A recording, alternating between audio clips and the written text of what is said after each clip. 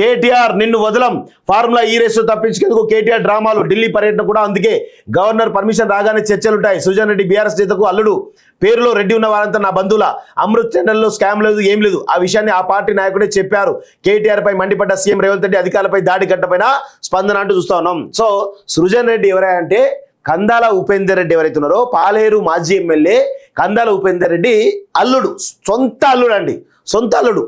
So అందులో ఎవరి పేరు ఉంటుంది, అమృత్ టెండర్లో ఎవరి పేరు ఉంటుంది, సృజన్ రెడ్డి పేరు ఉండదు, సృజన్ రెడ్డి భార్య పేరు ఉంటుంది. ఆ భార్య ఎవరే అంటే కందాల ఉపేందర్ రెడ్డి, పాలేరు మాజీ ఎమ్మెల్యే కందాల ఉపేందర్ రెడ్డి వల్ల కూతురు ఆమె.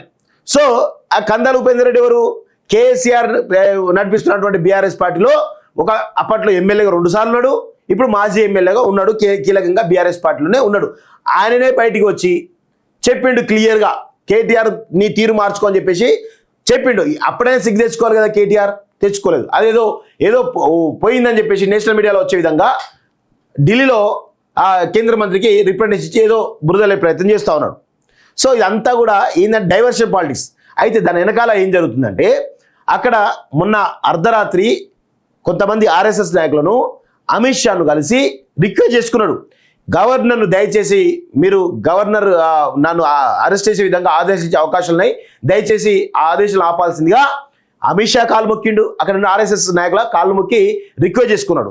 సో ఈ క్రమంలో గవర్నర్ కూడా ఇవాళ రేపు వెళ్తున్నట్టు తెలుస్తుంది ఢిల్లీకి. మరి ఏమన్నా దీనిలో కనుక ఏమైనా గుడిపడానికి జరుగుతుందా అనేటువంటి విషయాలు కూడా తెలియాల్సిన అవసరం ఉంది. సో బీఆర్ఎస్ను ఎందుకు బీజేపీ కాపాడుతుందో ఇంతవరకు అంతీకరణ ప్రశ్న.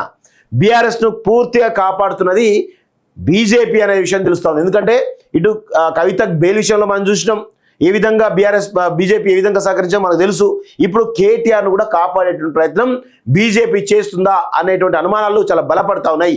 ఇక్కడనేమో బండి సంజయ్ లాంటి వాళ్ళు, ఈటల రాజేందర్ లాంటి వాళ్ళు అలుపేరుగానే పోరాటం చేస్తూ ఉన్నారు. సో ఇంకొక వైపు ఏమో వీళ్ళకేమో మద్దతు తెలుపుతాం, ప్రతిపక్ష నాయకులకేమో మద్దతు తెలుపుతా ఉన్నారు.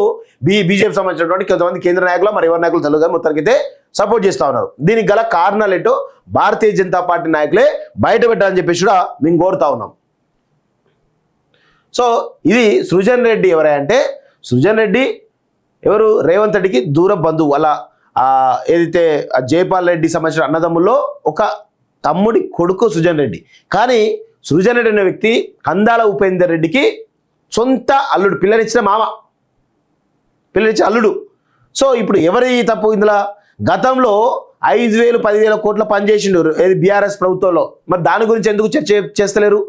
అసలు ఆయన కల్వకుంట్ల కుటుంబంలో ఒకరికి బినామీ, అదేవిధంగా బిజినెస్ పార్ట్నరు. మరి దాని గురించి కూడా మాట్లాడగా కేటీఆర్ ఎందుకు మాట్లాడతలేడు? ఇది అందరూ తెలుసుకోవాల్సిన విషయం ఏంటంటే ఇది ఒక గూడుపుటాని. ఎక్కడ ఏం జరిగినా అది రేవంత్ రెడ్డి చుట్టూ తిప్పాలి. అక్కడెక్కడో ఇబ్రహీంపట్నంలో ఒక భూముల వ్యవహారం సంబంధించి ప్రవీణ్ రెడ్డి అనే వ్యక్తికి సంబంధించినటువంటి వ్యవహారాలు కూడా ఇటు బిగ్ బ్రదర్స్ ఉందని చెప్పేసి మొత్తం ప్రవీణ్ రెడ్డి ఉండగానే ఇదంతా రేవంత్ రెడ్డి కుటుంబ సభ్యులకు ఆపాదించేటువంటి ప్రయత్నం జరుగుతూ ఉంది. దీన్ని అందరూ కూడా గమనించాల్సిన అవసరం ఉంది. ఇది చాలా కుట్రపూరితంగా వాంటెడ్లీ జరుగుతున్నటువంటి ఒక కల్వకుంట్ల కాలకేయుల కుట్రగా మనం చెప్పొచ్చు. వాళ్ళే కావాలని వాళ్ళ పేపర్ల ద్వారా కొంతమంది పింక్ మీడియా పెట్టుకొని వాళ్ళతోటి ప్రచారం చేయించే ప్రయత్నం చేస్తూ ఉన్నారు.